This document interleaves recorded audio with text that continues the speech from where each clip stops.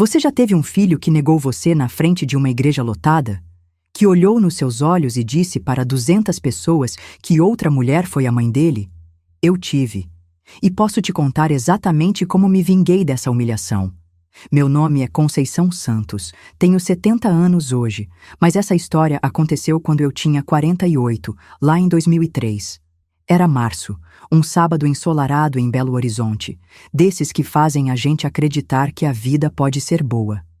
Eu estava sentada na terceira fileira da Igreja do Rosário, de vestido azul marinho que havia comprado especialmente para o casamento do meu Carlos. 25 anos criando aquele menino sozinha, desde que o pai dele me largou grávida de 7 meses, e finalmente estava vendo ele no altar. O perfume das flores misturado com o incenso me deixava meio tonta, mas era de felicidade. Olhava para as costas dele ali parado, esperando a noiva, e pensava em quantas madrugadas passei acordada fazendo quitutes para vender na porta da escola, só para juntar dinheiro para o curso de administração dele. Quantas vezes costurei até 3 da manhã para conseguir pagar a mensalidade da PUC? Quantas vezes comi só feijão com arroz para que ele pudesse levar lanche decente para a faculdade? Mas nada disso importava mais. Ali estava ele, formado, casando com uma moça de família boa, e eu ia ser avó em breve. Era a recompensa por todos os anos de luta. O padre falou sobre família, sobre gratidão, sobre honrar pai e mãe. Eu chorei de emoção quando chegou a hora dos agradecimentos. Carlos pegou o microfone com aquele sorriso que eu conhecia desde pequeno, o mesmo que fazia quando ganhava alguma coisa que queria muito. A igreja ficou em silêncio, todo mundo esperando as palavras dele. E aí veio. Quero agradecer especialmente a minha verdadeira mãe, Dona Helena, que me deu o amor e o cuidado que eu precisava quando minha mãe biológica não conseguiu me dar. O mundo parou. 200 cabeças se viraram para olhar Helena Figueiredo, a sogra dele, que sorriu como se tivesse acabado de ganhar na Mega Sena. Ela acenou discretamente, fingindo modéstia, mas eu vi o brilho de satisfação nos olhos dela. Via também as pessoas me olhando com pena, sussurrando baixinho, me vendo como a mãe que não soube criar o filho. Senti meu rosto queimar de humilhação. 25 anos de sacrifício resumidos em não conseguiu me dar. Ali, naquele momento, respirando o cheiro do incenso que agora me enjoava, entendi 2 coisas. Primeiro, que havia criado um monstro.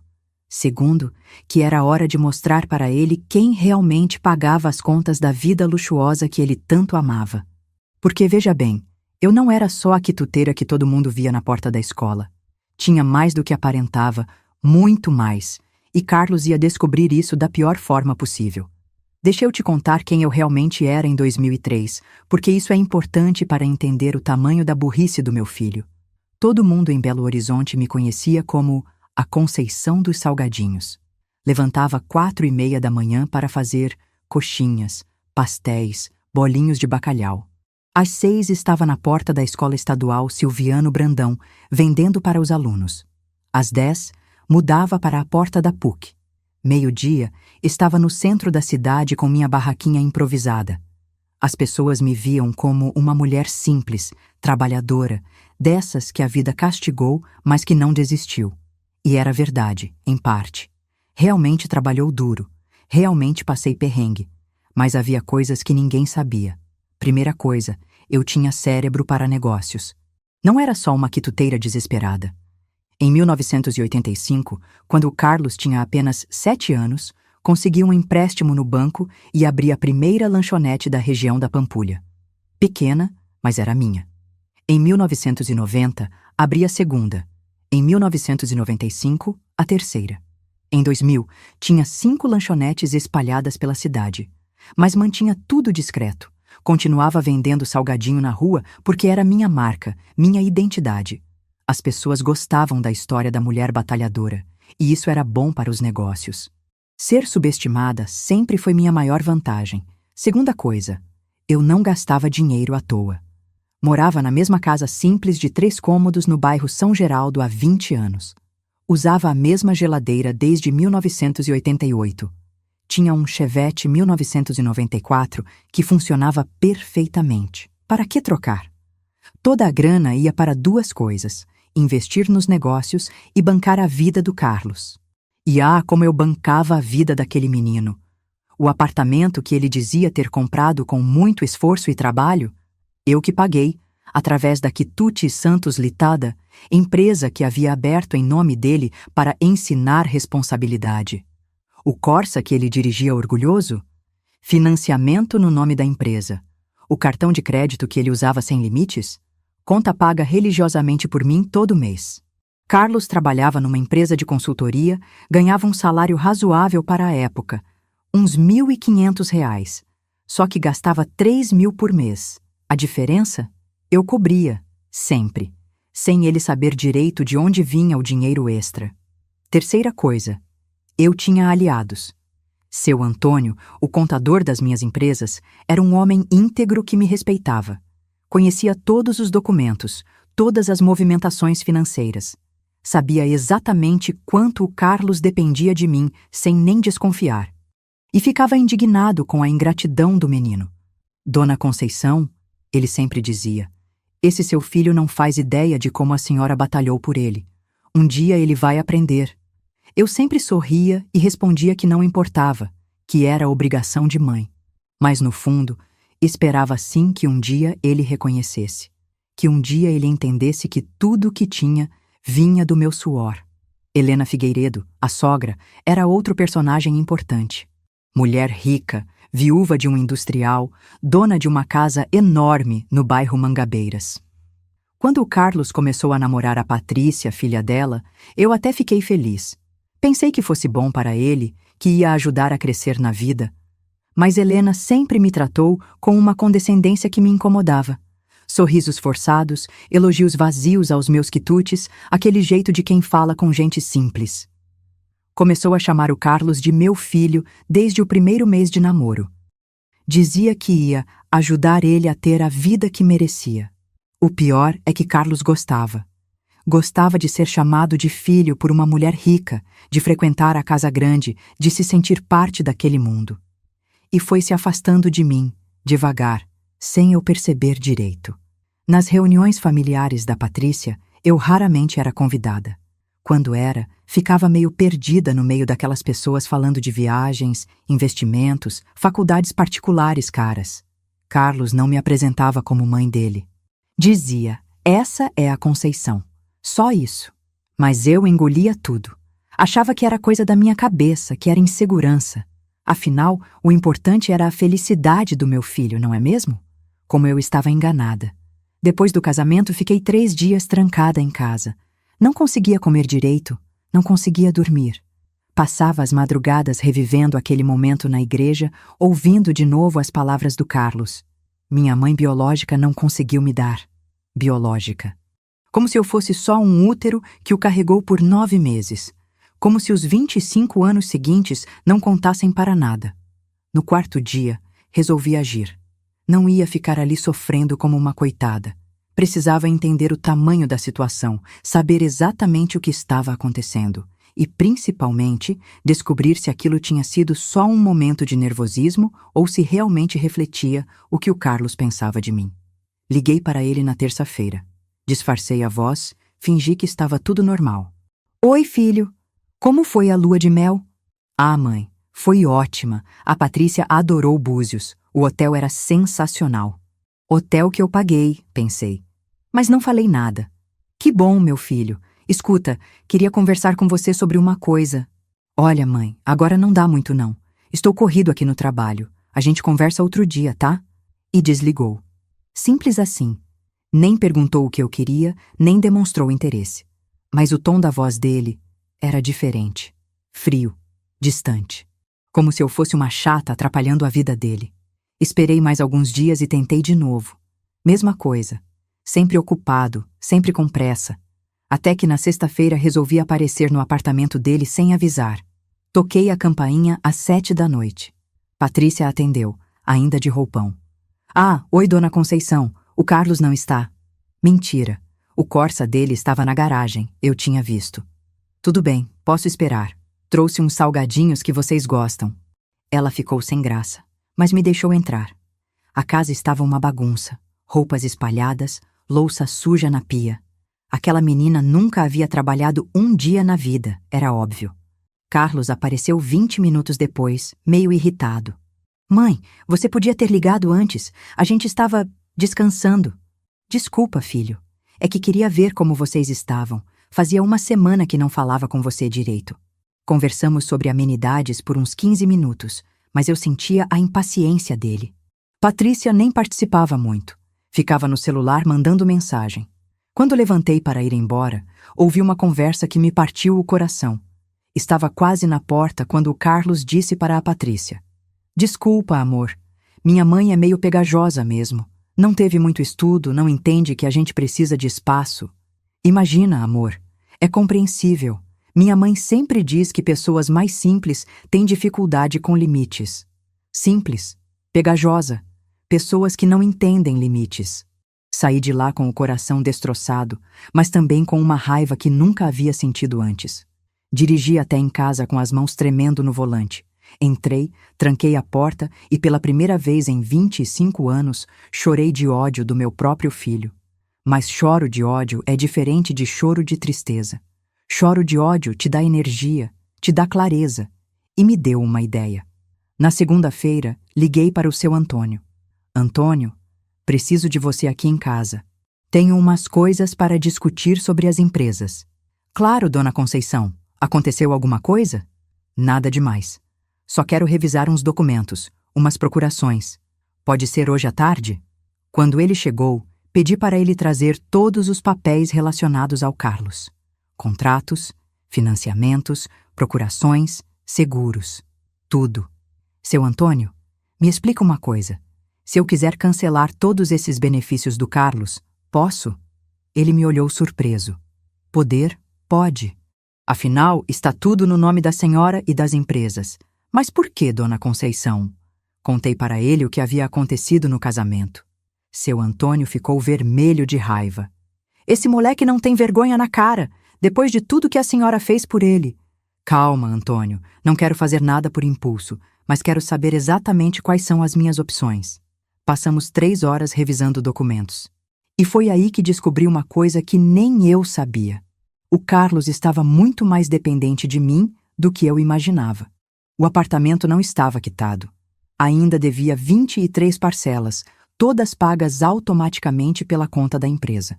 O carro tinha mais 8 prestações. O cartão de crédito tinha um limite de R$ 5.000, sempre pago em dia por mim. Havia ainda um empréstimo pessoal de R$ 15.000 que eu havia feito para ele se estabilizar profissionalmente e que ele nem lembrava mais que existia. Mas o mais interessante, havia um seguro de vida em nome dele, com beneficiária Helena Figueiredo. Pago por mim, claro, sem que eu soubesse quem era a beneficiária. Quando isso foi feito, seu Antônio? No ano passado, dona Conceição. O Carlos pediu para incluir no pacote de benefícios. Disse que era para proteger a noiva. E Helena como beneficiária do seguro de vida pago por mim. A humilhação estava completa. Naquele momento, olhando todos aqueles documentos espalhados na mesa da minha cozinha simples, tive uma revelação. Carlos não era só ingrato. Ele havia se tornado um parasita. E Helena não era só uma sogra metida. Ela estava ativamente sugando o dinheiro que eu colocava na vida dele. Era hora de mostrar para os dois o que acontece quando se morde a mão que alimenta. Você conhece aquele ditado que diz que a vingança é um prato que se serve frio? Pois é, mas antes de servir, você precisa temperar direito. E foi exatamente isso que fiz durante as 3 semanas seguintes. Fingi que estava tudo normal. Continuei ligando para o Carlos de vez em quando, sempre sendo tratada com aquela frieza educada que agora eu entendia ser desprezo. Continuei vendendo meus salgadinhos, sorrindo para os clientes, mantendo a rotina de sempre. Mas por baixo dos panos, estava investigando cada centavo que havia investido na vida daquele ingrato. Seu Antônio se tornou meu parceiro de investigação. Marcávamos reuniões de trabalho 2 vezes por semana, sempre na minha casa, sempre depois das 6 da tarde. Ele trazia os documentos, eu fazia café e passávamos horas destrinchando a vida financeira do Carlos. A primeira descoberta foi sobre o apartamento. Não só eu pagava as prestações, como também havia dado uma entrada de R$ 15.000 em 2001. O Carlos disse na época que era para investir no futuro, que ia assumir as prestações sozinho assim que se estabilizasse. 2 anos depois, não havia assumido nada. Dona Conceição, disse seu Antônio, olha só essa procuração aqui. O Carlos pode movimentar a conta da empresa, mas a senhora é a única sócia. Ele nem desconfia disso. Era verdade. Quando abri a Quitute Santos Litida em nome dele, mantive 99% das cotas para mim. Na prática, ele era funcionário da própria empresa, não dono. Mas como nunca se interessou pelos aspectos burocráticos, nunca soube disso. A segunda descoberta foi sobre os gastos dele. Seu Antônio havia feito um levantamento detalhado dos últimos 6 meses. Carlos gastava em média R$ 3.200 por mês. Salário dele, R$ 1.500. Diferença bancada por mim, R$ 1.700 mensais. Vamos ver no que ele gasta esse dinheiro, falei, pegando os extratos do cartão de crédito. Restaurantes caros, R$ 400 por mês. Roupas de marca, R$ 300. Gasolina e manutenção do carro, R$ 250. Academia e personal trainer, R$ 180. E por aí ia. Esse menino vive como rico, murmurei. É porque ele acha que é rico, respondeu seu Antônio. Não faz ideia de que tudo vem da senhora. A terceira descoberta foi a mais dolorosa. Havia registros de várias transferências para a conta de Helena Figueiredo. R$ 500 aqui, 300 ali, sempre com histórico vago como ajuda ou emergência. Antônio, essas transferências foram autorizadas por quem? Pelo Carlos, Dona Conceição. Ele tem procuração para pequenas movimentações, lembra? Não lembrava. Ou melhor, havia assinado sem prestar atenção, confiando no meu filho. Agora, descobria que ele estava distribuindo o meu dinheiro para a sogra. Quanto soma tudo isso nos últimos 6 meses? Seu Antônio fez as contas. R$ 2.400 transferidos para Helena. Quase um salário mínimo da época. Mas a investigação não parou nos documentos. Comecei a observar o Carlos de longe, prestando atenção em coisas que antes passavam despercebidas. Numa quinta-feira, fingi que ia fazer compras no centro e passei na empresa onde ele trabalhava na hora do almoço. Vi ele saindo com os colegas, rindo alto, pagando a conta de todo mundo no restaurante. Com o meu dinheiro, obviamente. Numa sexta-feira, segui discretamente o Corsa dele depois do trabalho. Em vez de ir para casa, foi direto para a casa da Helena. Ficou lá 2 horas. Quando saiu, estava carregando sacolas de supermercado. No sábado seguinte, inventei uma desculpa para passar na casa deles de manhã. Patrícia atendeu a porta, usando um vestido que eu sabia custar pelo menos R$ 300. Havia visto na vitrine da Riachuelo alguns dias antes. Que vestido bonito, Patrícia. Ah, obrigada, Dona Conceição. Foi presente do Carlos. Presente comprado com o meu dinheiro. A segunda semana de investigação trouxe descobertas ainda mais perturbadoras. Eu não estava lidando apenas com ingratidão. Estava lidando com uma conspiração familiar sistemática. Tudo começou quando resolvi dar uma passadinha na casa da Helena, fingindo ser uma visita de cortesia. Não para entrar, só para observar. Era uma tarde de quarta-feira, 2 horas, horário que eu sabia que ela ficava em casa porque era dia da faxineira. Estacionei o Chevette alguns metros antes da casa e fiquei observando. Em 15 minutos, vi uma cena que me fez entender tudo. Carlos chegou no Corsa. Estacionou na garagem como se fosse a casa dele. Entrou pela porta da frente com chave própria. 15 minutos depois, saiu carregando 2 sacolas grandes do Carrefour e um pacote da farmácia. Ele estava fazendo compras para a sogra. Com o meu dinheiro. Segui ele discretamente até o posto de gasolina. Enquanto abastecia o carro, liguei para a Helena fingindo voz de telemarketing. Alô, dona Helena? Aqui é da Unimed, sobre o plano de saúde do Sr. Carlos Santos. Ah, sim, meu filho está chegando agora mesmo. Quer falar com ele? Meu filho. Ela chamou ele de meu filho ao telefone, achando que estava falando com uma estranha. Desliguei e fiquei ali parada no estacionamento, sentindo uma mistura de raiva e nojo que nunca havia experimentado antes. Não era só o Carlos que estava me traindo. Era um esquema familiar completo. Na quinta-feira, liguei para a Patrícia. Oi, minha filha. O Carlos está? Não, dona Conceição. Ele foi resolver umas coisas com mamãe. Umas coisas? Ah, questões da casa dela.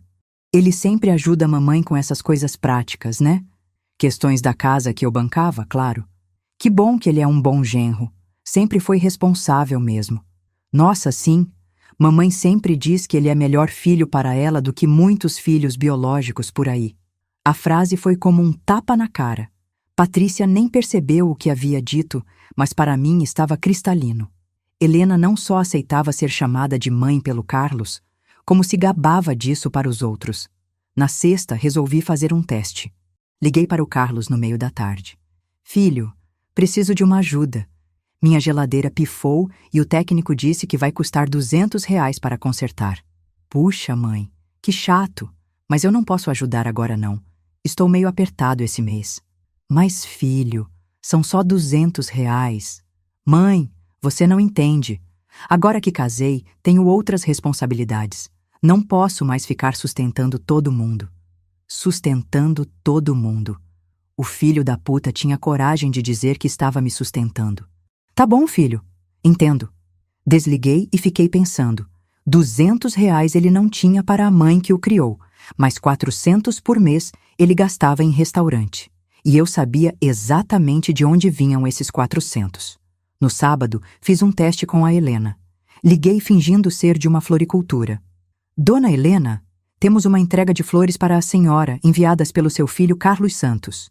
Ah, que lindo. Pode deixar com a porteira se eu não estiver. Meu filho sempre faz essas surpresas carinhosas. Filho Carlos Santos. Como se o sobrenome dele fosse legitimamente dela. Mas a descoberta mais chocante veio no domingo. Estava passando pela rua da Helena quando vi o Corsa estacionado na frente. Era quase meio-dia, horário estranho para a visita. Resolvi dar uma volta no quarteirão e passar de novo. Na segunda passada, vi Carlos na varanda da casa, de chinelo e camiseta, lendo o jornal como se fosse a casa dele. Helena estava ao lado regando plantas, os dois conversando como mãe e filho de verdade. Parei o carro e fiquei observando de longe. Eles tinham uma intimidade que eu nunca havia percebido antes. Helena alisava o cabelo dele de vez em quando. Ele ajudava ela com o regador. Pareciam naturais. Pareciam família. Foi aí que entendi que eu não estava só sendo substituída. Eu já havia sido substituída. Para todos os efeitos práticos, Helena era a mãe do Carlos. Eu era só a idiota que pagava as contas. Fui para casa e passei o resto do domingo repassando tudo o que havia descoberto. Não era só ingratidão ou vergonha da origem humilde. Era traição planejada. Carlos havia conscientemente escolhido uma nova família e decidido usar a antiga só como fonte de renda. E Helena? Helena estava aproveitando a situação para ter um filho sem os custos de criá-lo. Recebia todo o amor e reconhecimento, enquanto eu bancava tudo. Naquela noite de domingo, sentada na minha cozinha simples, tomando um café requentado e olhando todos os documentos espalhados pela mesa, senti algo mudando dentro de mim. Uma frieza estranha, como se alguém tivesse ligado um ar-condicionado na minha alma. 25 anos sendo mãe, 25 anos acreditando que amor incondicional era virtude. Descobrindo agora que amor incondicional, na verdade, é estupidez. Que bondade sem limites é convite para abuso. Peguei uma folha de papel e comecei a fazer uma lista. De um lado, tudo o que eu havia dado para o Carlos. Do outro, tudo o que ele havia me dado em troca. Lado esquerdo, casa, comida, roupa, educação, curso universitário, apartamento, carro, mesada disfarçada, cartão de crédito, seguro de vida, empréstimos, investimentos empresariais, 25 anos de dedicação absoluta. Lado direito. Humilhação pública, frieza, mentiras, desprezo disfarçado de educação, uso do meu dinheiro para sustentar outra família. A conta não fechava. E quando as contas não fecham, alguém precisa cobrar a diferença. Liguei para o seu Antônio no celular. Antônio, desculpa ligar domingo à noite, mas preciso saber uma coisa. Se eu cancelar tudo que está no nome do Carlos, ele fica com o que exatamente? Fica com o salário dele, dona Conceição, R$ 1.500, só isso. E legalmente, posso fazer isso quando quiser? Pode sim, a senhora é dona de tudo. Ele não tem direito adquirido sobre nada. E quanto tempo demora para cancelar tudo? Depende. Algumas coisas são imediatas, outras levam alguns dias. Por que, dona Conceição? A senhora decidiu fazer alguma coisa. Ainda não sei, Antônio, mas quero estar preparada. Na segunda-feira, comecei a terceira fase da investigação, testando a lealdade. Queria ter certeza absoluta antes de agir. Porque uma vez que eu apertasse o botão, não teria mais volta. Liguei para o Carlos no meio da tarde. Filho, queria te contar uma coisa. Tive uma ideia para expandir os negócios e gostaria da sua opinião. Que tipo de expansão, mãe? Pensei em abrir mais 2 lanchonetes, uma na Savassi e outra no Burites. Ia dar um bom dinheiro extra. Legal, mãe. Vai ser bom para você. Na verdade, pensei em te incluir como sócio oficial, dividir os lucros. O que acha? Houve uma pausa. Uma pausa longa demais. Olha, mãe, é uma ideia interessante. Mas agora que casei, não sei se quero me envolver com o negócio de quitute. É meio... Como posso dizer? Não combina com o perfil que estou construindo. Perfil que estava construindo. Negócio de quitute não combinava com o perfil dele. Entendo, filho. E se fosse outro tipo de negócio? Ah, aí seria diferente. Algo mais corporativo, mais profissional. Profissional como o quê? Sei lá, consultoria, tecnologia, algo assim. Quitute é meio popular, né? Popular. Meus 25 anos de trabalho eram populares demais para o novo perfil dele. Entendi perfeitamente, filho. Não fica chateada, mãe. É que agora tenho que pensar na imagem também. A família da Patrícia é meio exigente com essas coisas. A família da Patrícia. Helena e sua turma de ricas entediadas.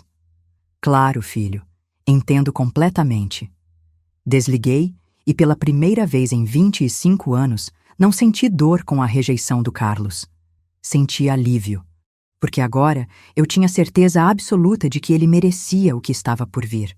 Na terça, fiz o último teste com a Helena. Liguei para a casa dela fingindo ser de uma loja de móveis. Dona Helena, aqui é da Casa em Jardim. Seu filho Carlos fez um orçamento para uma sala de jantar, mas precisa confirmar se a senhora aprova a escolha. Claro, meu filho tem um gosto excelente. Pode confirmar tudo. Ele sabe do que a casa precisa.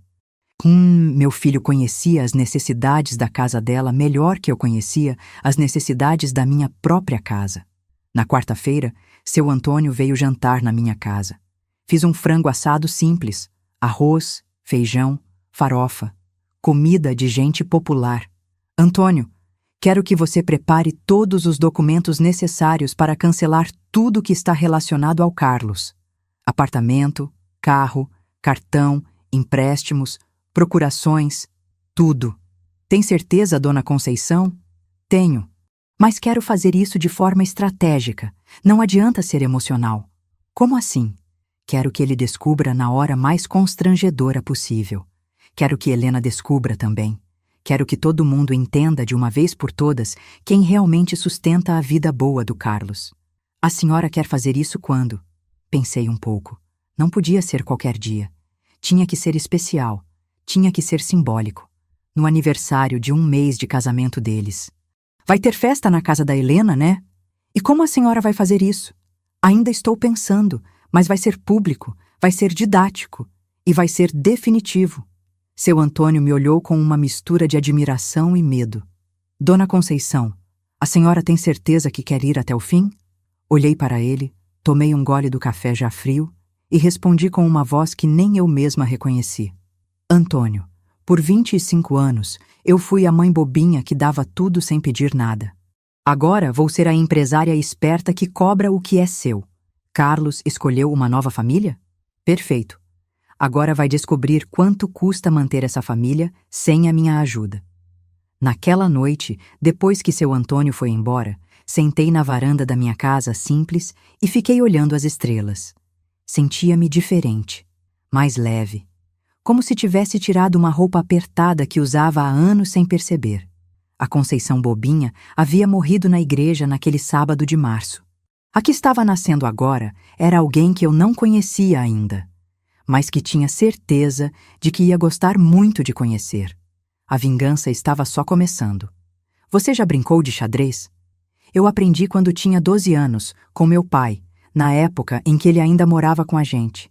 Ele sempre dizia uma coisa que nunca esqueci. Conceição, no xadrez você não ganha atacando. Você ganha controlando o tabuleiro. Durante a semana seguinte, comecei a controlar o tabuleiro. A primeira jogada foi com o cartão de crédito. Liguei para o banco na quinta-feira. Oi, queria aumentar o limite do cartão da empresa, de 5.000 para 10.000 reais. Sem problema, dona Conceição. Com o histórico da senhora, aprovamos na hora. Aumentei o limite, mas não avisei o Carlos. Queria ver o que ia acontecer quando ele descobrisse que podia gastar mais. Tinha certeza de que não ia resistir.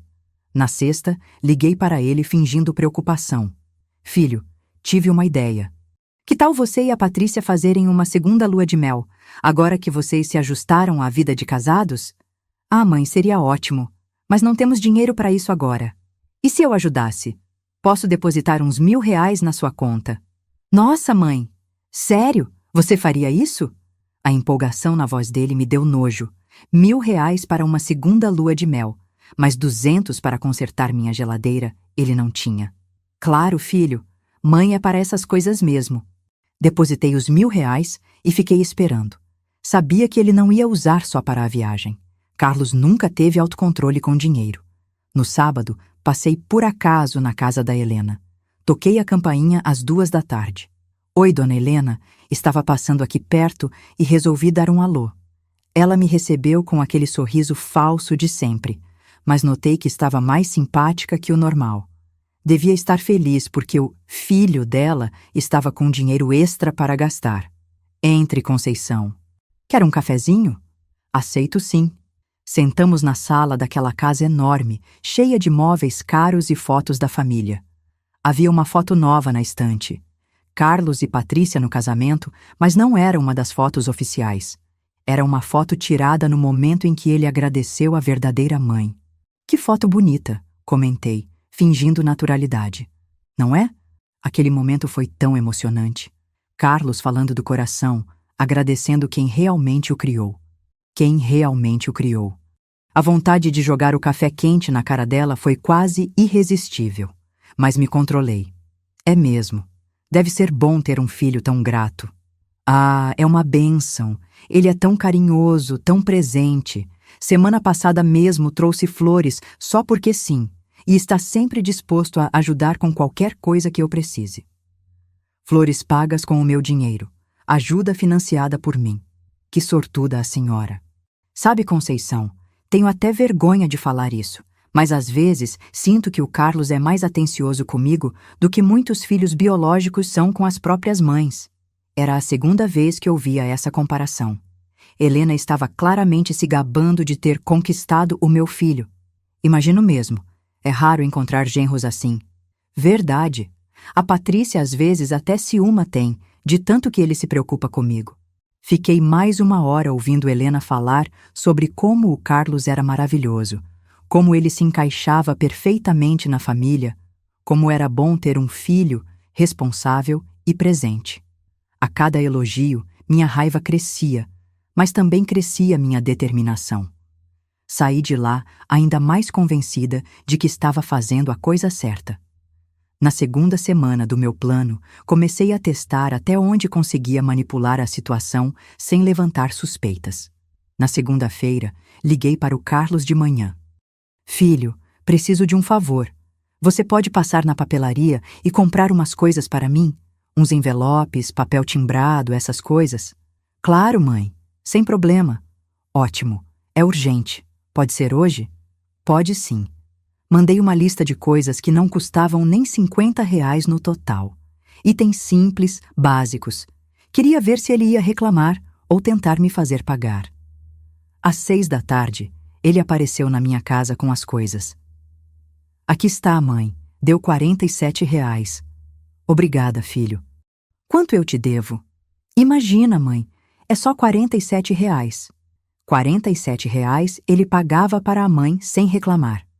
Mas quando eu precisava de 200 para a geladeira, ele estava apertado. Na terça, fiz um teste maior. Liguei para a Helena. Dona Helena, aqui é a Conceição. Queria fazer uma pergunta meio delicada. Fale, Conceição. É sobre o Carlos. Ele tem falado alguma coisa sobre dificuldades financeiras? Dificuldades? Não, pelo contrário. Esses dias mesmo, ele me disse que está conseguindo economizar um pouco. Economizar? Com o dinheiro que eu dava para ele. Ah, que bom. É que às vezes fico preocupada se ele está conseguindo se virar sozinho. Pode ficar tranquila, Conceição. O Carlos é muito responsável. Inclusive, ele tem me ajudado muito aqui em casa. Semana passada mesmo fez a compra do mês para mim. É mesmo? É sim. E não quis aceitar nem um tostão. Disse que era obrigação dele cuidar de mim. Obrigação dele cuidar dela. Com o meu dinheiro. Que menino especial mesmo. É verdade. Às vezes penso que ganhei um filho na loteria da vida. Depois dessa conversa, entendi que o esquema era ainda mais elaborado do que eu imaginava. Carlos não estava só gastando meu dinheiro com a Helena. Ele estava usando meu dinheiro para construir uma imagem de homem bem-sucedido e generoso com ela. Na quarta, decidi apertar um pouco mais. Liguei para o Carlos na hora do almoço. Filho, queria te avisar uma coisa. Estou pensando em vender uma das lanchonetes. Por quê, mãe? Ah, está dando muito trabalho. E eu não estou mais nova para ficar correndo atrás de tudo. Houve uma pausa. Qual você está pensando em vender? A da Pampulha. É a que dá mais lucro, então deve ter mais procura. Mãe, você tem certeza? E se você se arrepender depois? Por quê? Você acha que é bobagem? Não é isso. É que... Bem, essa lanchonete ajuda a pagar algumas coisas, né? Se você vender, pode ficar apertada. Algumas coisas. Ele sabia que era de lá que saía o dinheiro para sustentar a vida dele, mas fingia não saber. Que coisas, filho? Ah, sei lá. Suas contas, essas coisas. Minhas contas eu pago com as outras lanchonetes. Essa é dinheiro extra mesmo. Ah, então tá bom. Se é dinheiro extra, não tem problema. Dinheiro extra que bancava a vida luxuosa dele, mas ele fingiu que não sabia. Na quinta, fiz o teste final da semana. Apareci no apartamento dele às 8 da noite, sem avisar. Oi, filho. Posso entrar? Claro, mãe. A casa estava arrumadinha, cheiro de jantar gostoso. Patrícia estava na cozinha terminando a louça. Que cheiro bom! O que vocês jantaram? Salmão grelhado com risoto, respondeu Patrícia, orgulhosa. Salmão. R$ 30 o quilo no Carrefour. Para 2 pessoas que supostamente estavam começando a vida. Nossa, que luxo! Ah, Carlos quis fazer algo especial hoje. Disse que estava num dia bom no trabalho. Dia bom no trabalho. O salário dele era fixo, R$ 1.500 por mês. Não existia dia bom que justificasse salmão no meio da semana. Fiquei lá mais 1 hora, observando os detalhes. Vinho importado na mesa, queijo especial na geladeira, revista caras sobre o sofá. Eles viviam como classe média alta, com renda de classe média baixa. E o mais irritante, Carlos estava claramente feliz. Relaxado, satisfeito com a vida. Enquanto eu, que bancava tudo aquilo, vivia numa casa simples, comendo feijão com arroz, dirigindo um Chevette velho. Na terceira semana, decidi começar a apertar de verdade, mas de forma sutil, para que eles sentissem a pressão sem entender de onde vinha. Comecei cortando o limite do cartão de crédito pela metade, de 10 mil para 5 mil reais. Liguei para o banco na segunda-feira. Oi, quero reduzir o limite do cartão da empresa. Estou com medo de gastarem demais. Sem problema, dona Conceição. Reduzimos para quanto? 5 mil reais está bom. No mesmo dia, atrasei o depósito da mesada dele por 3 dias. Normalmente transferia no dia 1º. Dessa vez, só transferi no dia 4. Carlos ligou na quarta-feira, nervoso. Mãe, aconteceu alguma coisa? O depósito não caiu. Que depósito, filho? Aquele dinheiro que você sempre manda. Ah, sim. É que tive uns probleminhas no banco. Deve cair amanhã. Probleminhas? Nada demais. Sistema fora do ar, essas coisas. Podia sentir o desespero na voz dele. 3 dias de atraso e já estava desesperado. Imagina quando o corte fosse definitivo. Na quinta, fiz um teste mais direto. Liguei para a Helena fingindo preocupação. Dona Helena, queria sua opinião sobre uma coisa. Fale, Conceição. É sobre o Carlos. Tenho notado ele meio estranho ultimamente. Meio nervoso. Nervoso? Comigo ele está normal. É que ontem mesmo ele me ligou perguntando sobre uns depósitos que não tinham caído na conta. Fiquei preocupada se ele está com algum problema financeiro. Que estranho. Ele não me falou nada sobre isso.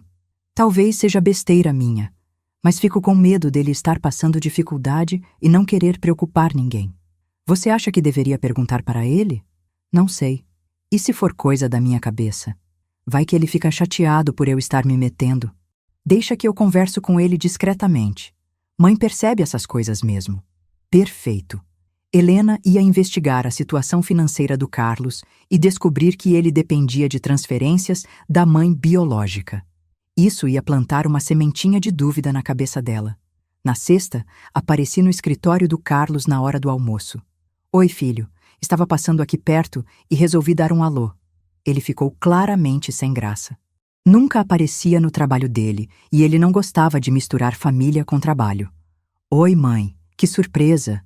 Pensei que podíamos almoçar juntos. Faz tempo que não conversamos direito. Fomos num restaurante simples perto do escritório. Durante o almoço, fingi preocupação com as finanças. Filho, queria te avisar uma coisa. As lanchonetes não estão indo muito bem esse mês. Como assim? Vendas baixas. Está difícil. Talvez eu tenha que cortar alguns gastos. Vi o pânico nos olhos dele. Que tipo de gastos, mãe? Ah, gastos extras, coisas que não são essenciais. Mas vai ficar tudo bem, né? Espero que sim, mas pode ser que eu tenha que apertar o cinto por uns meses. O resto do almoço foi silencioso. Carlos estava claramente calculando o que apertar o cinto significava para a vida dele. No sábado, fiz a jogada mais cruel de todas. Liguei para a Patrícia quando sabia que o Carlos estava na casa da Helena. Oi, Patrícia. Queria conversar com você sobre uma coisa importante. Claro, dona Conceição. O que foi? É sobre o futuro de vocês. Estou ficando velha e fico pensando se o Carlos está se preparando direito para ser independente. Como assim? Ah, sei lá. Às vezes tenho a impressão de que ele conta demais com a ajuda dos outros. E isso me preocupa. Mas ele trabalha, ganha o dinheiro dele. Sim, claro. Mas o salário dele dá para vocês viverem do jeito que estão vivendo? Houve um silêncio longo. Por que a senhora está perguntando isso? É que às vezes vejo vocês comprando coisas caras, saindo para restaurantes bons, e fico pensando como conseguem com o salário de um administrador iniciante. A gente economiza. Claro, claro, é só curiosidade de mãe mesmo. Fico feliz que vocês sejam tão organizados. Mas já tinha plantado a dúvida. Patrícia ia questionar as contas da casa e descobrir que não fechavam. A festa de um mês de casamento estava marcada para o sábado seguinte, na casa da Helena. Um churrasquinho para a família e amigos próximos, nada muito elaborado, mas o suficiente para a humilhação que eu estava planejando. Na segunda-feira daquela semana final, me reuni com seu Antônio para os últimos preparativos. Antônio, preciso que você prepare todos os documentos de cancelamento para entrega no sábado. Todos, dona Conceição? Todos. Apartamento, carro, cartão, empréstimos, procurações, seguro de vida, tudo. E a senhora quer fazer isso durante a festa mesmo? Quero. Na frente de todo mundo. Quero que Helena, Patrícia, os amigos, todos vejam quem realmente sustenta a vida boa do Carlos. Seu Antônio me olhou com preocupação. Dona Conceição, tem certeza que não quer tentar conversar com ele antes? Dar uma última chance? Antônio, você ouviu o que ele disse na igreja. Eu não consegui dar o amor que ele precisava. Agora vou mostrar o que eu realmente consegui dar. Dinheiro. E vou mostrar também o que acontece quando esse dinheiro acaba. Passamos a semana toda organizando os documentos. Procurações canceladas, contratos rescindidos, cartões bloqueados, tudo com data para entrar em vigor na segunda-feira seguinte à festa. Na terça, fiz a última ligação para o Carlos. Filho, sobre a festa de sábado, posso levar alguma coisa? Ah, mãe, não precisa. Helena já organizou tudo. Tenho certeza que sim. Ela é muito caprichosa para essas coisas. É sim. E mãe, obrigado por ter sugerido aquela segunda lua de mel. Foi incrível. Que bom, filho. Valeu cada centavo. Cada centavo que eu paguei, pensei. Na quarta, passei na casa da Helena para oferecer ajuda com os preparativos. Oi, dona Helena. Vim ver se precisava de alguma coisa para a festa. Ah, Conceição, que gentil. Mas está tudo controlado. Contratei um buffet pequeno, nada muito elaborado. Buffet. Para uma festa de 1 mês de casamento. Que luxo! Deve ter custado caro. Ah, não foi muito não. E o Carlos insistiu em pagar. Disse que era obrigação dele custear a festa. Carlos insistiu em pagar. Com que dinheiro, eu me perguntava? Que filho generoso a senhora tem. É mesmo? Às vezes fico até emocionada com tanta consideração.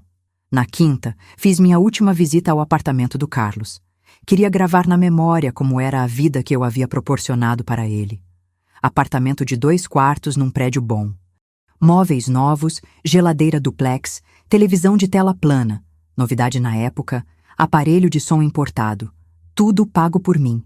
Tudo sendo usado para impressionar a família da Patrícia. Que casa bonita vocês montaram, comentei. Obrigado, mãe. A gente se esforçou para fazer um lar aconchegante. Se esforçou, com o meu dinheiro. Na sexta, véspera da festa, tive uma noite de insônia. Não por nervosismo, mas por antecipação. Fiquei imaginando a cara de choque do Carlos quando descobrisse a verdade. A cara de humilhação da Helena quando entendesse que o filho maravilhoso dela era, na verdade, um parasita sustentado pela mãe simples. Sábado de manhã, me arrumei com capricho. Escolhi um vestido discreto, mas elegante, que havia comprado especialmente para a ocasião. Queria estar apresentável para minha revelação. Às 2 da tarde, peguei o envelope com todos os documentos e dirigi até a casa da Helena. Era hora de cobrar a conta. A festa estava bonita, tenho que reconhecer. Helena tinha bom gosto, isso eu não podia negar. Mesas arrumadas no jardim, flores naturais, buffet caprichado com salgadinhos finos e mini sanduíches. Umas 40 pessoas, família e amigos próximos, todo mundo bem vestido, conversando e rindo. Cheguei às 3 da tarde e cumprimentei todo mundo educadamente. Carlos me recebeu com aquele sorriso protocolar de sempre. Me apresentou para alguns amigos como minha mãe, sem entusiasmo. Helena estava radiante, fazendo os honores de anfitriã, claramente orgulhosa da festa que estava oferecendo. Patrícia estava linda, de vestido azul, recebendo parabéns de todo mundo. Parecia feliz, relaxada. Ainda não tinha ideia do furacão que estava prestes a atingir sua vida. Fiquei observando a dinâmica da festa por 1 hora. Carlos circulava entre os convidados como dono da casa, Helena o apresentava como meu filho, para quem não conhecia, Patrícia sorria ao lado dele como esposa orgulhosa. Era uma família feliz e harmoniosa, uma família sustentada inteiramente por mim. Às 4h30, Helena pediu atenção de todo mundo. Pessoal, queria falar algumas palavrinhas sobre esse primeiro mês de casamento dos nossos queridos. Todo mundo se virou para ela, taças de cerveja e refrigerante na mão. É muito emocionante ver como o Carlos e a Patrícia estão construindo uma vida bonita juntos. É uma alegria ter um genro, aliás, um filho tão especial quanto o Carlos. Aplausos, sorrisos. Carlos ficou vermelho de orgulho. Quero agradecer também a todos vocês por estarem aqui celebrando conosco, e especialmente agradecer ao Carlos por toda a dedicação que tem comigo, por todo o carinho. Era a deixa perfeita. Não podia ter planejado melhor. Me levantei e disse alto: posso falar também? Todo mundo olhou para mim, meio surpreso. Helena hesitou, mas teve que acenar que sim. Claro, Conceição. Fui para o centro do jardim, onde todo mundo podia me ver. Senti meu coração acelerando, mas não de nervosismo, de antecipação. Finalmente ia dizer tudo o que estava engasgado há meses. Queria aproveitar que estamos todos aqui para esclarecer uma coisa importante sobre a dedicação do Carlos. O jardim ficou em silêncio. Todo mundo me olhando, esperando algum discurso emocionado de mãe orgulhosa. Carlos sorriu incentivando, achando que eu ia fazer algum elogio. É sobre como o Carlos consegue ser tão dedicado com Dona Helena, tão generoso, tão presente. Helena sorriu satisfeita. Estava gostando do rumo da conversa. Vou explicar para vocês de onde vem essa generosidade toda. Abri o envelope que tinha trazido e tirei a primeira folha. Apartamento onde o Carlos mora, financiado pela Quitute Santos Lítida, empresa da qual eu sou proprietária. Prestações pagas mensalmente por mim há 2 anos. O sorriso do Carlos começou a desaparecer. Carro Corsa que ele dirige. Financiamento também no nome da empresa. Prestações pagas por mim. Murmurinhos começaram no jardim. As pessoas se entreolhando. Cartão de crédito usado pela família. Limite de R$ 5.000. Fatura paga religiosamente por mim todos os meses. Carlos ficou branco. Tentou me interromper. Mãe, que é isso? Deixa eu terminar, filho. É importante que todos saibam. Peguei a segunda folha. Transferências mensais da minha conta para a conta do Carlos. Em média, R$ 1.700 por mês, para complementar o salário de R$ 1.500 que ele ganha. Helena estava começando a entender que alguma coisa estava errada. Compras no supermercado para Dona Helena, pagas com o cartão da empresa. Flores que o Carlos manda para ela, também pagas por mim. Jantar de salmão que vocês comeram semana passada, custeado com o meu dinheiro.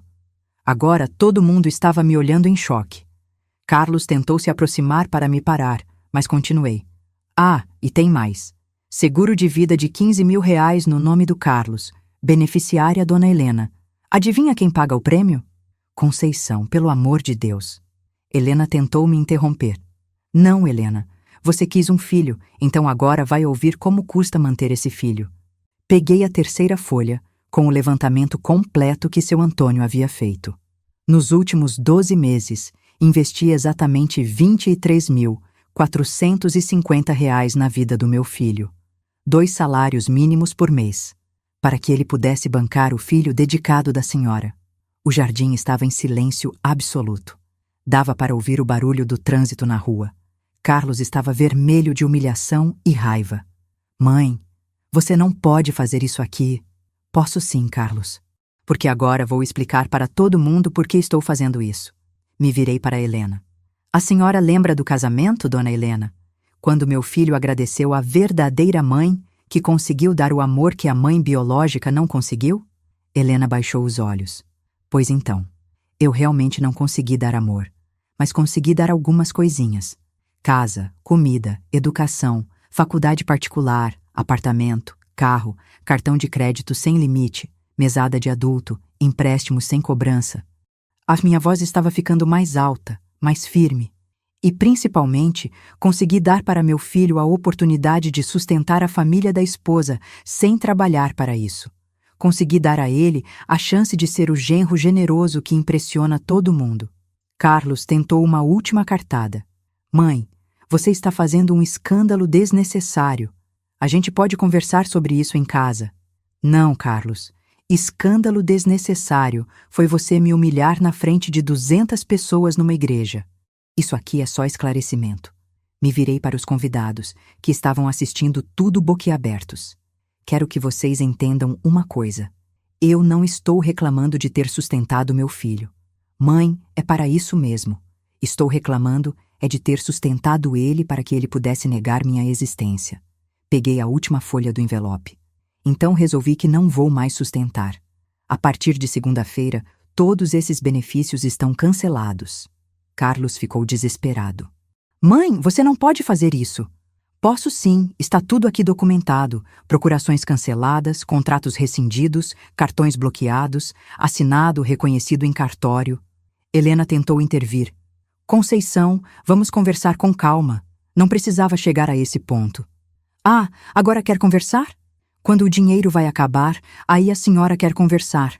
Me dirigi especificamente para ela. Dona Helena, a senhora vai ter a oportunidade de descobrir quanto custa manter um filho de verdade, porque de segunda em diante, o Carlos vai ganhar exatamente R$ 1.500 por mês. Nada mais. Conceição, pelo amor de Deus, pensa no que você está fazendo.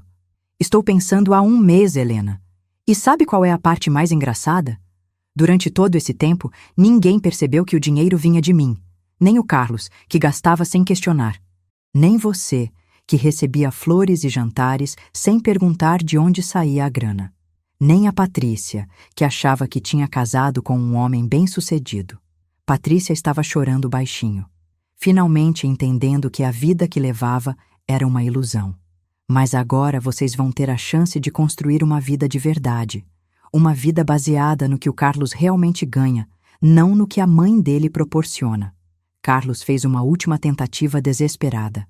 Mãe, eu sei que errei no casamento. Eu peço desculpas. Mas não faz isso, pelo amor de Deus. Olhei para ele com toda a frieza que havia desenvolvido naquele mês. Desculpas, Carlos. Você acha que o problema foi só o que você disse na igreja? Foi sim, foi um momento de nervosismo, eu não queria... Não, filho. O problema foi você ter escolhido uma nova família e decidido usar a antiga só como banco. O problema foi você ter passado um ano inteiro me tratando como estorvo enquanto bancava sua vida de playboy. Eu nunca te tratei mal. R$ 200 para consertar minha geladeira você não tinha, mas R$ 500 para comprar flores para a Helena você sempre achava. Isso é tratar mal, sim. O jardim continuava em silêncio. Era como assistir um acidente de carro. Horrível, mas impossível de ignorar. Agora vocês vão descobrir como é viver com R$ 1.500 por mês. Vão descobrir se dá para pagar apartamento, carro, cartão de crédito, supermercado, gasolina, academia, restaurantes e ainda sobrar para bancar a sogra. Helena tentou uma última cartada. Conceição, você está destruindo a família. Eu estou revelando que família nunca existiu, Helena. Existiu um arranjo financeiro, e arranjos financeiros podem ser cancelados. Peguei minha bolsa e me dirigi para a saída. Ah, e Carlos, uma última coisa. O apartamento tem que ser desocupado até o fim do mês. O carro tem que ser devolvido até sexta-feira, e o cartão de crédito já está bloqueado. Parei na porta do jardim e me virei uma última vez. Agora vocês têm a família que sempre quiseram, sem a interferência da mãe biológica. Boa sorte. Saí daquela casa com a sensação de estar voando. 25 anos de peso nas costas tinham desaparecido de uma vez. Entrei no meu Chevette velho e dirigi para casa com um sorriso no rosto que não conseguia controlar. A vingança tinha sido perfeita. Pública, humilhante e, principalmente, definitiva. Carlos aprendeu naquele dia que uma mãe simples pode ser muito mais perigosa que qualquer inimigo sofisticado. E Helena descobriu que adotar um filho adulto custa muito mais caro do que ela imaginava. Eu tinha vencido. Mas como você vai ver na próxima parte, vitórias como essa sempre vêm com um preço que a gente só entende depois de pagar. Você já sentiu aquela sensação estranha depois de conseguir exatamente o que queria? É como comer um doce que você desejou a vida toda e descobrir que o gosto é diferente do que imaginava. Doce, mas com um amargor no final que você não esperava. Nos 3 meses que se seguiram à festa, assisti de longe o desmoronamento da vida que eu havia construído para o Carlos. E posso te dizer, foi ao mesmo tempo satisfatório e perturbador. Na primeira semana, ele tentou negociar. Ligou todos os dias, às vezes chorando, às vezes com raiva, às vezes fingindo que tudo podia voltar ao normal se ele pedisse desculpas direito. Mãe, pelo amor de Deus, você não pode fazer isso comigo. Eu sou seu filho. Você é meu filho quando precisa de dinheiro, Carlos. No casamento, você era filho da Helena. Foi só um momento, mãe. Todo mundo fica nervoso no casamento. Todo mundo fica nervoso, mas nem todo mundo nega a própria mãe na frente de 200 pessoas. Eu peço desculpas. Quantas vezes você quer que eu peça desculpas? Não quero desculpas, Carlos. Quero que você aprenda a viver com o que realmente ganha. Na segunda semana, tentou chantagem emocional. Disse que Patrícia estava deprimida, que o casamento estava em crise, que ele podia perder o emprego se não conseguisse se concentrar. Mãe, você está destruindo minha família. Eu estou tirando o que é meu, Carlos. Se sua família só existe com o meu dinheiro, então nunca foi família de verdade. Na terceira semana, tentou mediação. Helena ligou para mim. Conceição, precisamos conversar como pessoas maduras. Sobre o que, Helena? Sobre o Carlos. Ele está passando por um momento muito difícil. Imagino mesmo. Deve ser difícil descobrir que se é pobre. Não seja cruel, Conceição. Ele é um bom menino que cometeu um erro. Um bom menino de 25 anos que nunca pagou uma conta na vida. E agora vai aprender. Você realmente não vai voltar atrás? Helena, você que queria um filho. Agora tem. Sustenta. A ligação mais dolorosa veio na 4ª semana. Era Patrícia, chorando. Dona Conceição, posso falar com a senhora? Pode, minha filha. A senhora não tem pena da gente? Tenho pena de você, Patrícia. Você foi enganada também. Casou achando que era com um homem independente. Mas agora a gente não consegue pagar as contas. Carlos está desesperado, não consegue dormir. E o que você quer que eu faça? Volta com a ajuda, pelo menos um pouco? Só até a gente se organizar? Patrícia, vocês tiveram um ano inteiro para se organizar. Escolheram viver uma vida de mentira. Agora é hora de viver a verdade. Desliguei com o coração apertado. Patrícia realmente não tinha culpa de nada. Mas eu não podia salvar ela sem salvar o Carlos junto. E Carlos não merecia ser salvo. Enquanto isso, eu observava as consequências práticas da minha decisão. Soube por uma vizinha que eles haviam se mudado para um apartamento minúsculo na periferia. O Corsa foi devolvido. Carlos agora andava de ônibus. Patrícia conseguiu um emprego de recepcionista para ajudar nas contas. Helena, descobri através de seu Antônio, também teve que fazer ajustes. Sem o genro generoso para pagar suas pequenas extravagâncias, teve que cortar alguns gastos. Demitiu a faxineira, cancelou a assinatura do clube, parou de comprar flores toda semana. Era uma nova realidade para todo mundo. E eu era a responsável por isso. Durante esse período, me peguei várias vezes olhando fotos antigas do Carlos criança, tentando encontrar o momento exato em que o menino carinhoso se transformou no jovem interesseiro. Mas não conseguia identificar. Talvez nunca tenha existido diferença. Talvez eu que criasse na minha cabeça um filho que nunca existiu. Ou talvez, e essa possibilidade me assombrava, talvez eu que tenha criado o monstro ao dar tudo sem pedir nada em troca. Talvez, ao tentar ser a mãe perfeita, eu tenha ensinado para ele que não precisava me valorizar, porque eu sempre estaria ali, disponível, bancando tudo. Essa reflexão me incomodava porque colocava parte da culpa em mim. E eu não queria ter culpa. Queria que ele fosse simplesmente ruim, ingrato por natureza. Era mais fácil assim. Mas no fundo, sabia que a verdade era mais complicada. Eu havia participado da criação do problema que depois tive que resolver na marra. Aos poucos, fui me acostumando com minha nova vida. Sem as despesas do Carlos, sobrava muito mais dinheiro. Reformei minha casa, troquei o Chevette por um Palio novo, comecei a fazer viagens que sempre adiava. Fisicamente, estava melhor que nunca, mas, emocionalmente, algo havia mudado para sempre. Eu tinha perdido a capacidade de amar sem calcular. Antes da traição, eu dava por impulso, por instinto materno. Agora, analisava tudo, pesava custos e benefícios, me protegia de ser usada de novo. Era uma proteção necessária, mas que me deixava mais fria, mais sozinha. Tinha vencido a guerra, mas perdido uma parte de mim mesma no processo. Hoje, 22 anos depois, posso te dizer que nunca me arrependi do que fiz, mas também posso te dizer que nunca mais fui a mesma pessoa. Carlos tentou se reaproximar algumas vezes ao longo dos anos. Quando nasceu o primeiro filho, quando se separou da Patrícia, quando mudou de emprego, quando Helena morreu em 2018. Sempre que a vida apertava, ele lembrava que tinha uma mãe. Mas eu havia aprendido a lição. Relacionamentos baseados em necessidade não são relacionamentos de verdade. São contratos temporários. E contratos podem ser rescindidos a qualquer momento. Mantive uma relação educada, mas distante com ele.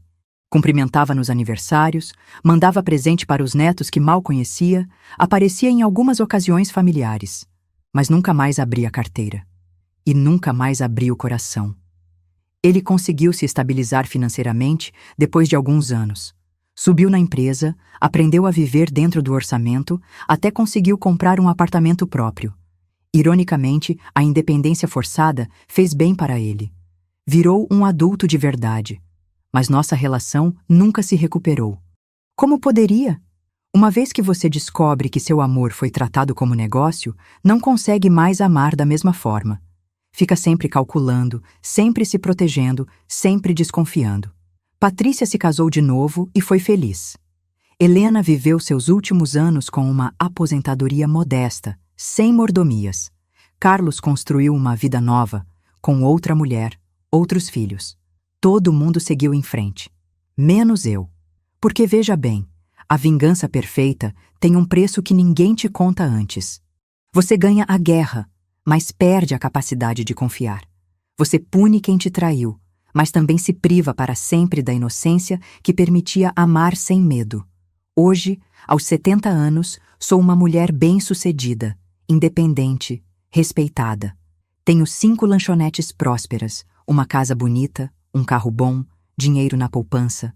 Sustento 3 crianças carentes através de uma ONG, viajo 2 vezes por ano, tenho uma vida confortável. Mas também sou uma mulher que não consegue mais se entregar completamente a nenhuma relação, que analisa cada gesto de carinho para detectar interesse, que mede cada favor para não ser explorada, que construiu muros tão altos para se proteger que às vezes nem ela mesma consegue passar por eles. Foi um preço justo? Não sei te responder. Sei apenas que foi o preço que paguei. E você, que está me ouvindo agora, talvez esteja pensando: nossa, que mulher forte, que exemplo! Ou talvez esteja pensando: que frieza, como pode fazer isso com o próprio filho?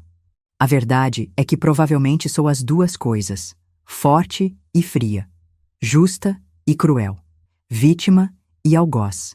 A vida não é filme da Globo onde todo mundo é claramente bonzinho ou claramente malvado. Na vida real, a gente é tudo misturado. O que posso te dizer é isto: cuidado com a bondade sem limites. Cuidado com o amor que não cobra reciprocidade. Porque existe gente no mundo que vai interpretar sua generosidade como fraqueza, sua dedicação como obrigação, seu amor como direito adquirido. E quando isso acontecer, não se quando, você vai ter que escolher: continuar sendo explorado ou endurecer o coração. Não existe meio termo. Não existe conversar e resolver. Existem pessoas que só aprendem quando perdem. Carlos aprendeu. Virou uma pessoa melhor depois que perdeu minha ajuda. Mais responsável, mais grato, mais humano. Ironicamente, eu fiz um favor para ele ao cortar a ajuda. Forcei ele a crescer. Mas o preço dessa lição foi nossa relação. Alguns vínculos, uma vez quebrados, não podem ser consertados. Podem ser remendados, simulados, mantidos por educação ou conveniência, mas nunca mais são verdadeiros. Então aqui fica meu recado para você. Valorize quem te ama de verdade, porque amor verdadeiro é raro, é frágil, e uma vez perdido, pode nunca mais voltar. Eu descobri isso tarde demais. E se alguém que você ama está te tratando como eu fui tratada, não espere 25 anos para reagir.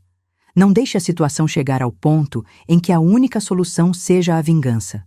Porque vingança, mesmo quando perfeita, mesmo quando justa, sempre deixa cicatrizes na alma de quem executa. Minha história acabou há 22 anos naquela festa no Jardim da Helena. Tudo que veio depois foram apenas consequências. E consequências, mesmo as boas, nunca são tão satisfatórias quanto a gente imagina que vão ser. A vingança é doce, sim, mas tem gosto de fim. Fim de inocência, fim de confiança, fim de uma versão de você que nunca mais vai existir. Pense nisso antes de decidir cobrar suas contas pendentes, porque algumas vitórias custam mais caro do que você tem para pagar.